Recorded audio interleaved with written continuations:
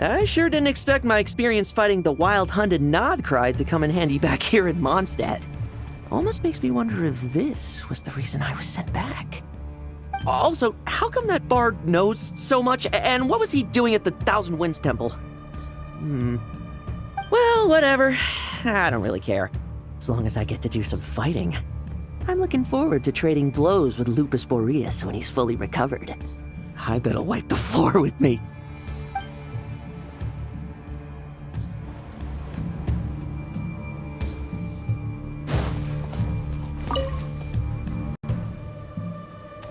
Any questions before you set off? Better ask now. You'll probably have to hit the ground running when you get to Nodcry. The root of this turmoil lies with the remnant soul that Andreas, dominator of wolves and god of the North Wind, left in Nodcry. He once left Nodcry and braved the blizzards to confront the god of storms and claim the right to rule. Yet even as the tower fell, he chose to abandon his claim. Instead, he returned to the north and slumbered for 1,000 years before finally journeying back, under the name of Boreas, with the first Knight of Boreas to witness the new face of Mondstadt. When the wolf spirit could no longer maintain his physical form, Boreas chose to pour his power into the ley lines. With that, he became the North Wind of Mondstadt, as he is still known to this day. Any questions before you set off? Better ask now. You'll probably have to hit the ground running when you get to Nodcry.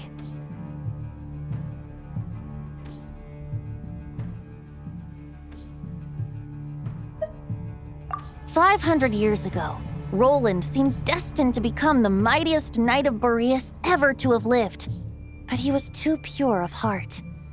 He believed firmly in his own ideals of chivalry, vowing to eliminate all injustice from the world. But the world had never been perfect and pure, nor would it ever be.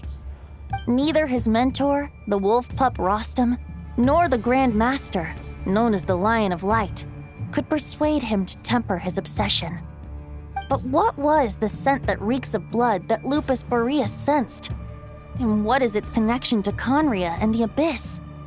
Perhaps you will uncover the truth in Nodcry. Any questions before you set off? Better ask now. You'll probably have to hit the ground running when you get to Nodcry.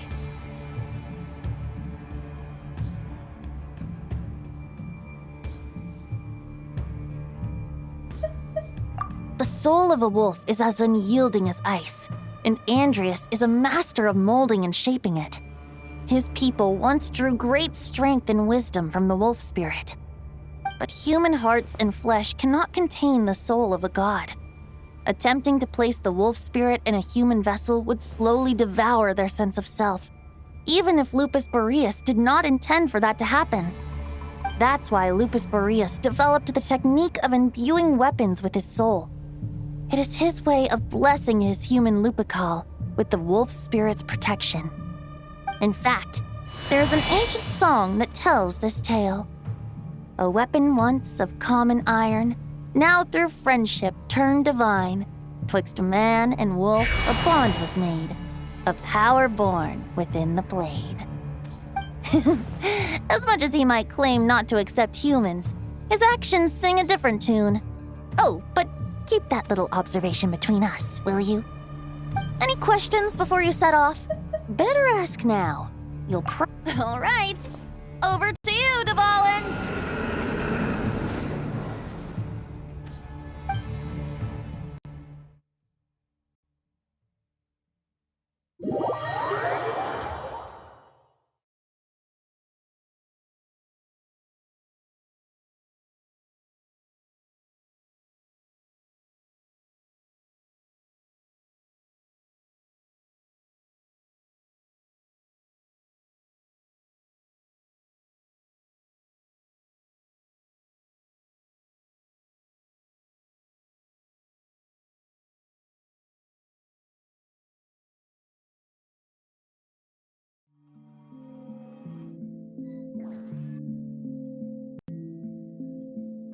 The Knight of Boreas awaits below. We must part ways here. Barbatos and I have other plans. We will meet you again later. All right. Hey, wait. How are we getting down?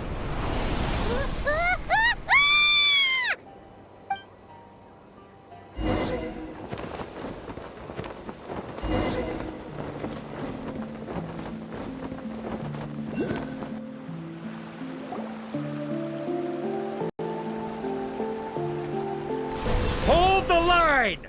The enemy's on the brink of collapse! Grandmaster!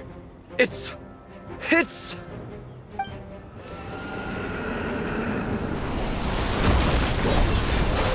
Haha! Reinforcements! It's about time! And I'm on too.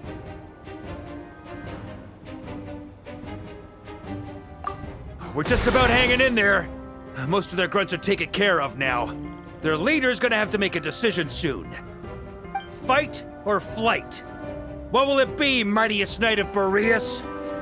As expected, this hastily summoned Wild Hunt horde is nothing but a disorganized rabble. A mere shadow of the forces gathered by the Rahir of Solnari. But they have served their purpose. I now understand your tactics, and you, in turn, understand mine. This is fair. This is the way of chivalry. Farewell, heir to the knighthood of Boreas. Whether you choose to resist me or not, I shall set right the injustices of this world. In the name of the blood-stained knight. Guess they're retreating for now. So that Wolf of the North look-alike, that was Andreas? But why would he be leading the Wild Hunt? And why was he talking about the Bloodstained Knight? Ugh, forget that. We can save the details for later. He was the enemy boss, right? Are we just gonna let him get away? Ah, there's no point chasing after him. We've crossed blades already, and it ended in a stalemate. Right now, there's nothing we could do about him.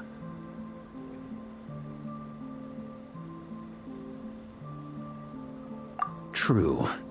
We're still not certain of his true identity, but whether he's a god corrupted by the Abyss or a legendary knight, killing him might be just about possible, especially now that you're here.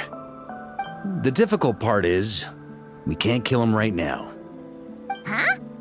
What do you mean?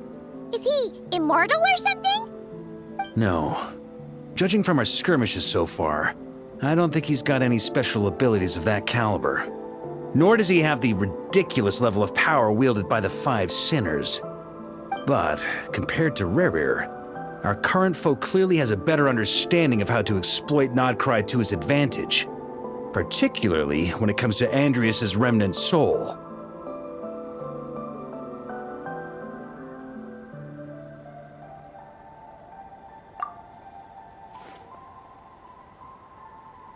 Exactly. Sounds like you realize what the crux of the issue is. I managed to cut off a sample from our foe, which Albedo and Durin are analyzing as we speak. Meanwhile, our other allies should be making their way home from their own battles by now. Let's discuss this further when they're back. We still have some big challenges ahead before this expedition can finally be declared a victory.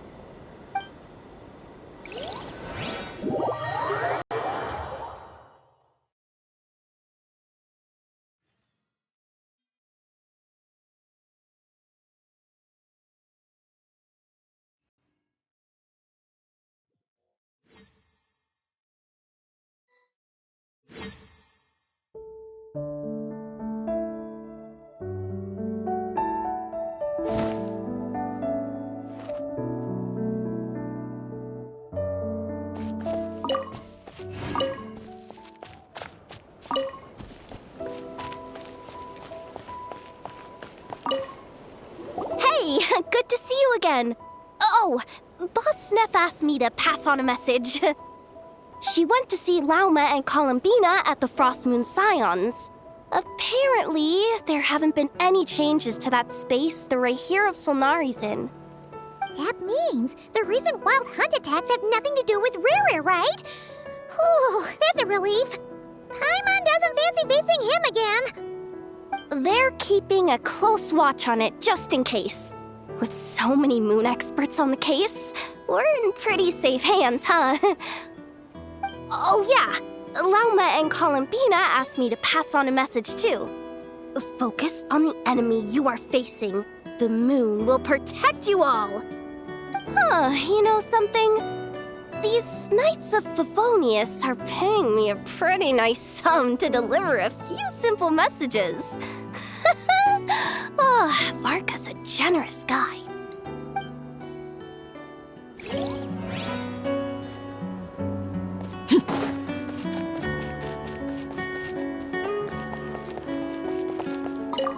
Short distance propulsion module on cooldown. 15 minutes until next departure. Switching to chat mode. Hello there, Paimon, traveler. Varka placed a sizable order with the Clink Clink Krumkake craft shop. Aino is hard at work producing the strategic reserve, while I am handling the deliveries. Secondly, I am also here to attend the meeting in her place.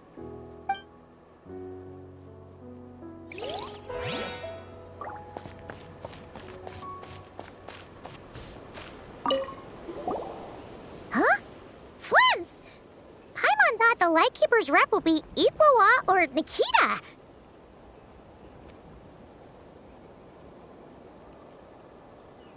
You're quite right. However, Itlua and Nikita are both busy organizing the Ratniki's region-wide response to the recent attacks. And since I'm well acquainted with everyone else here, I was the one they recommended to attend the meeting.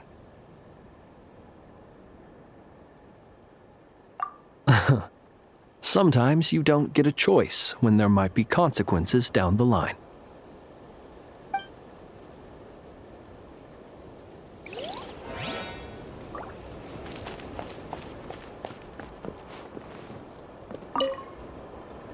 Hey, Honorary Knight. Looks like pretty much everyone's here. Albedo and Durin are just wrapping up their analysis. You want to wait for them here? Great. While we're waiting, could you update me on the situation in Mondstadt?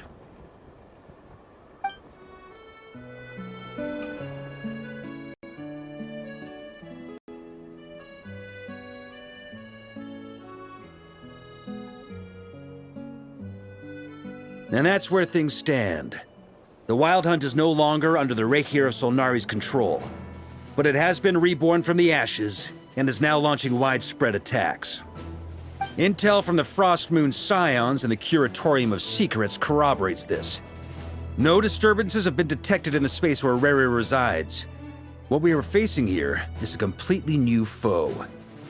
Summarizing current situation. To confirm, the present leader of the Wild Hunt is the creature resembling a wolf.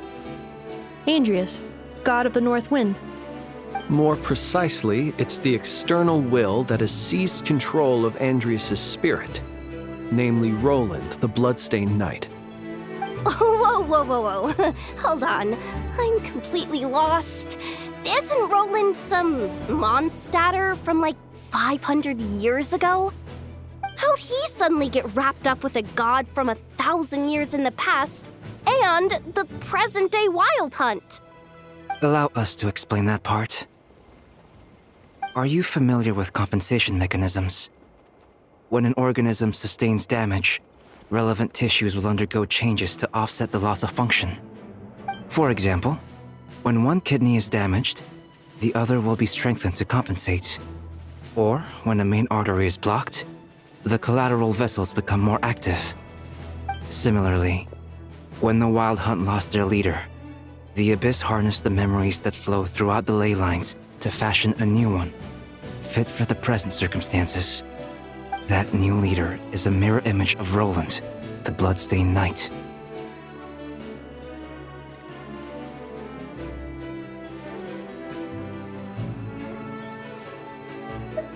Right. No matter how strong the compensation is, it will never quite match the functionality of the original organ. The Roland replica can't possibly imitate Rerir's overwhelming power, nor his ability to disguise himself as others. So, the Abyss made use of the connection between Roland and Boreas to compensate for this lack of power. The replica corrupted and took control of Andreas as he slumbered by the bank of Eimsvartnir, ultimately manifesting as the giant beast that you all witnessed. However, exactly why the Abyss chose Roland to mimic, and indeed how it was able to do so, remains unclear. I guess he must have gotten caught up with the Abyss or Nodcry somehow during his wanderings through Tevat. But we can keep those questions on the back burner. Okay, Paimon gets all that, but what did you mean when you said we can't kill him right now?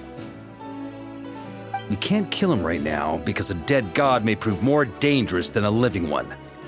From intelligence gathered during the expedition, we have reason to believe that the power released when a god is felled can have catastrophic consequences for us mortals.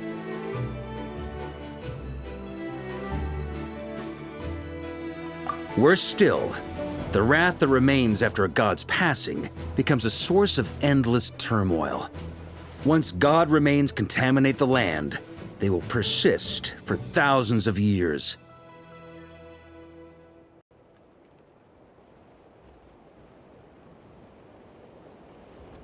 This land has already been ravaged by the Wild Hunt.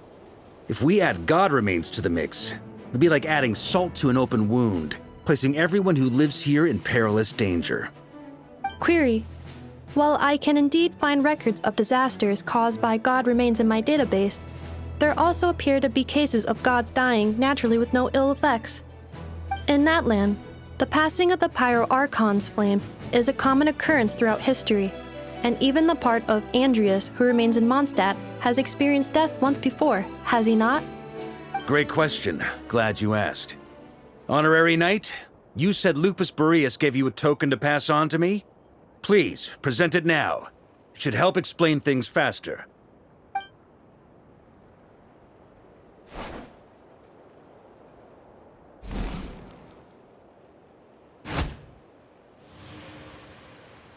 Come forth, Boreas! This form has come to the end of its time. I'm afraid I can accompany you no further on your journey. My soul will fall into silence, and my power will flow into the ley lines of this land. Perhaps this is all that a wolf can hope to do for humankind. Do not grieve for me, for this is the end I have chosen. Instead, remember that one day, your wandering too must come to an end. Where and when shall that be? A final wish before I slumber.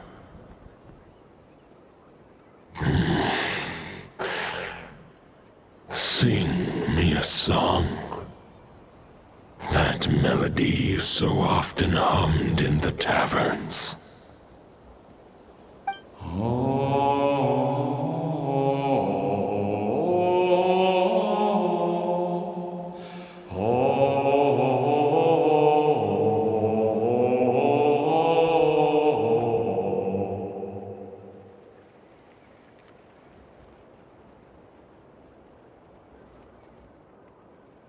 You saw it too. You must have keen powers of perception. Not that it surprises me. That was Boreas' final thoughts before merging with the ley lines.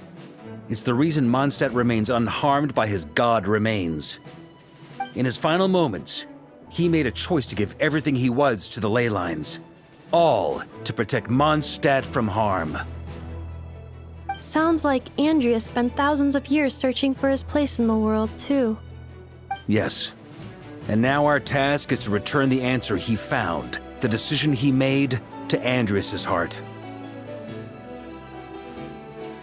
Only then can he break free from the corruption and control of the Abyss and make that decision once more.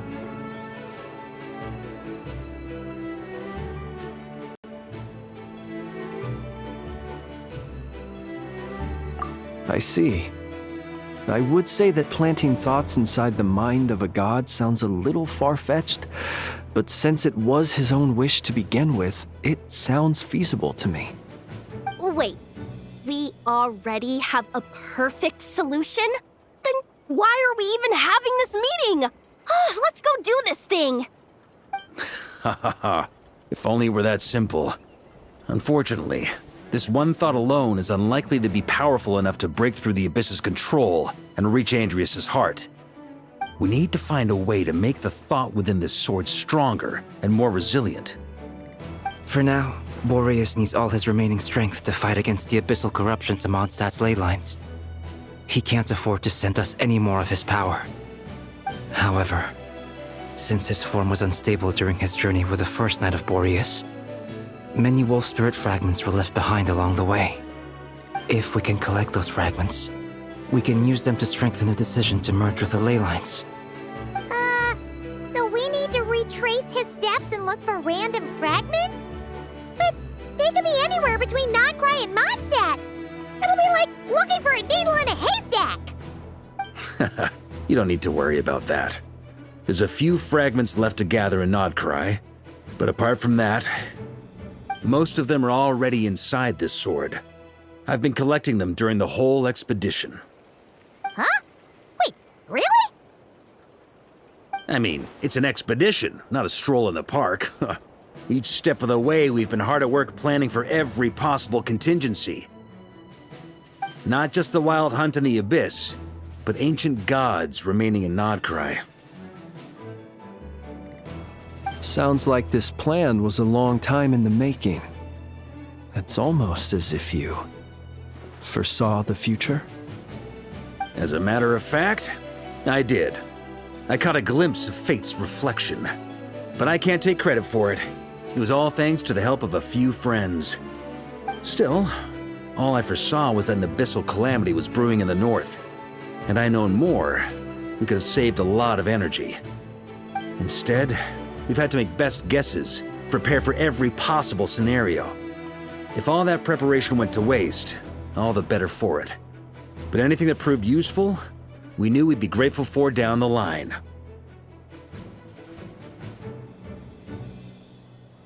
Sure is.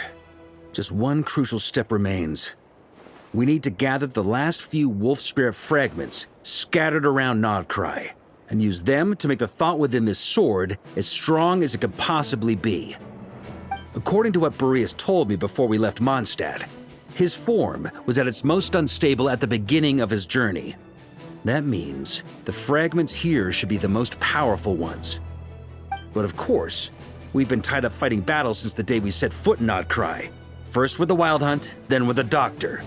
So, it wasn't until recently that we were finally able to confirm the status of the wolf spirit fragments. We now know there are 3 left to find. Okay, so 3 more mini expeditions to go. I managed to gather 1 fragment before Roland reappeared. I also have a confirmed location for the second, which I'll take care of in short order. As for the 3rd fragment, we've identified a general search area to focus on, but we'll need all hands on deck to pinpoint the exact location. The final snag is that since our foe is a replica of Roland, he too will be aware of Andrias' history. He's sure to try and sabotage our plans by any means at his disposal. So everyone needs to bring their A game. With our foe being from Mondstadt, it's our duty as Mondstadters to defeat him. And since the Wild Hunt is involved, the Lightkeepers will provide their full support. The Clink Clink Krumkake craft shop will also help in any way we can. So what do they need me here for? Wait, I think maybe I signed a contract at some point. Didn't exactly scrutinize it though. I mean, who actually reads those things anyway, right? Ah, great. Knew I could count on you all. Lastly, Our friend from the Curatorium of Secrets will provide intel and relay battlefield communications.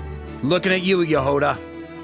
So, you'll be darting back and forth across the battlefield, dodging the wild hunt and the shadow of an ancient god.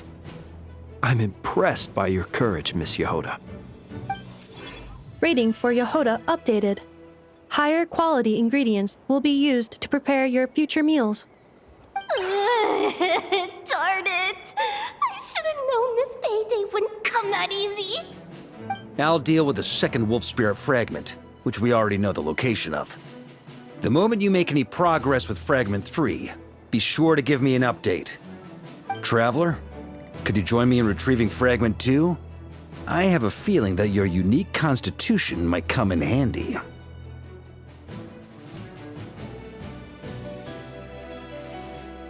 All right, time is of the essence. Let's move out, people. Dismissed!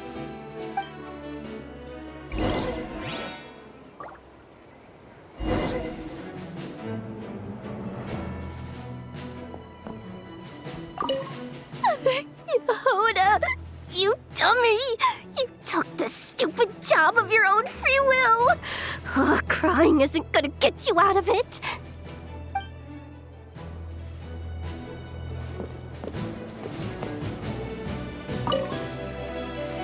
Remnant fragments of an ancient god.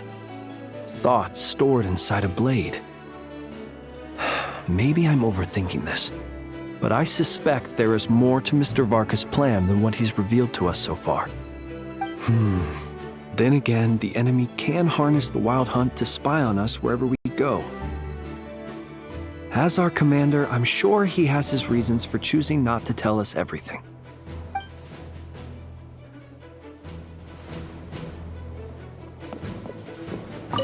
Speaking of contingency plans, I now recall that Varka also made a contingency plan when he asked me to deliver that letter.